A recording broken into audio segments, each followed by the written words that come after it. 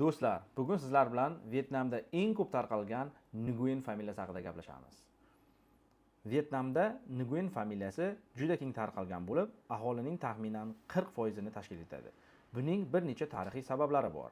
Masalan, dinastiya ta'siri. Vyetnam tarixida eng so'nggi va eng uzoq hukmronlik qilgan sulola Nguyen sulolasi bo'lib, 1802-1945-yillarda hukmronlik qilgan.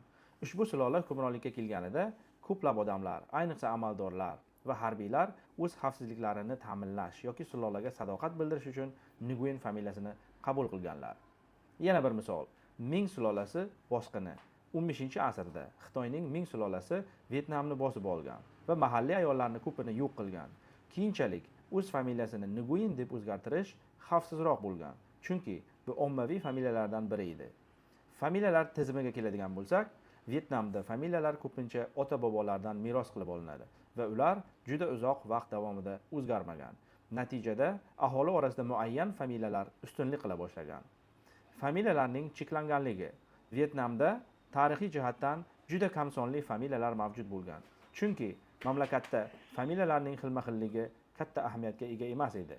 Nguyen esa eng ko'p tarqalgan familiyalardan biri bo'lib qolgan.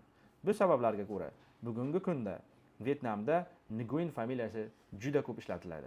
Agar videomiz yoqqan bo'lsa, bittadan like bosib qo'yasizlar.